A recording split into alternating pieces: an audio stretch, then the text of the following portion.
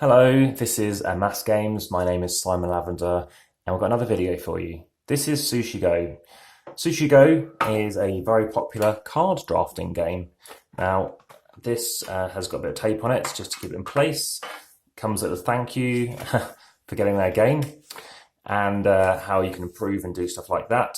It's in a tin, which some people don't like. I know someone's got a game that came like that, and this bit is almost coming out. To be honest, I can actually see what they mean. It feels a bit thin, and it feels like it could pop through and really damage somebody. It's 8+, it's 15 minutes, yep, and 2 to 5 players. Again, I think it's quite nice, that 5th player part to it. Rules, very swift and thin, a nice quick cheat sheet thing on the back.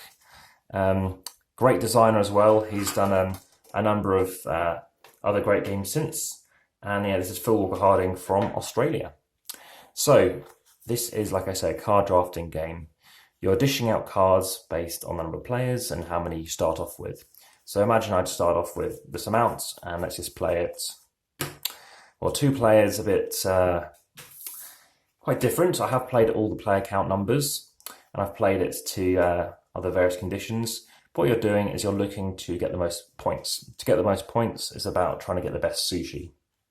Now, it does tell them quite clearly on the cards. You'll be playing 1 card at a time, face down, and revealing it at the same time, and passing everything else to the players to your left.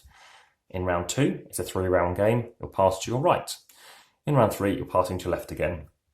So if I place this down, the next card I want to get, or at least in this round, is another tempura. Because if I can get 2, I get 5 points. Here, if I can place one of these, I need to get a total of 2 more to get 10, or also like this, it's worth nothing. This means the next nigiri will give me ×3. So I can get potentially 9 points, as you'll see by some cards. This is, you're just trying to build up and get the most. If you get the most maki rolls, you'll get 6 points. The second most, you get 3. But if 2 people have the same amount, you won't get anything for second place. You're just dividing a total bit by 2. Or if there's 3 on an equal number, you'd get a total of 2 points each. So for this one, this could be good. These go up to 3. You can go down to 1. I'm thinking this could be nice, but we don't know if someone's going to play the squid card. Let's try that. Now, we don't know what they've got. So the final one is pudding as well. So you never know what the distribution is, so you can't really plan too far ahead. You'll get nothing in this round, nothing in the second round. But at the end of the final round, if you have the most puddings, you'll get 6 points. The person with the least gets -6. So it can be a bit non-ish if you don't get anywhere at all with it, but it's worth getting it to not have that net difference of 12. So this person has got nigiri. That's just straight off 2 points, straight off 1 point. We've got this over here, which is, yeah, like I said, 3 of those. Chopsticks, which means you place that down. Your next turn, you can place 2 things down. We've seen these other ones before. So let's say chopsticks, just to give you the example. They've all gone face down. Flip them over, and then pass across. And now this person is having a look and saying, okay, what can we do?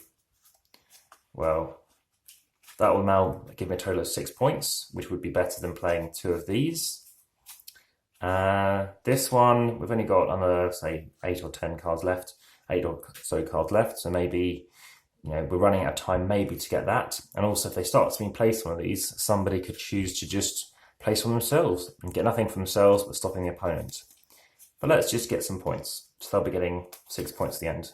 This person's playing 2 cards though, if they wish. They don't have to play it now. Let's just see what they have. Well, look, that's a straight up 5 points. So they can get 5 points, that's gone away, and they can think about something for the next turn. Downside is, of course, this person would have chopsticks, and suddenly they might be able to play a squid with a nigiri. So that's how the game works. It's a fast card drafting game.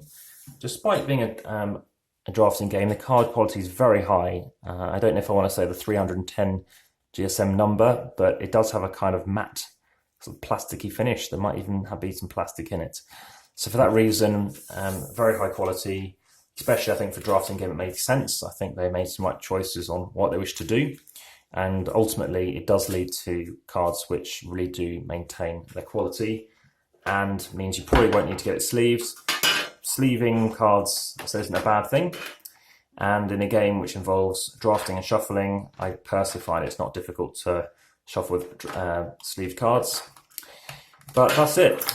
Now, being a game which comes in a metal tin, I anticipate there being a bit of weight to it. But again, this could just go in a deck box too. The downside with a deck box is those rules. They're not necessarily too strenuous, but you just simply need to know the setup. And that's the only thing you really need to be anticipating, which is how many players to play with, but you can quickly check that online. So, for about 400 grams, something like that, I'd imagine. That's not what I'm here to guess, which is the good thing of that. No, 285. So, it fits in some large jacket pockets, and that is Sushi Go.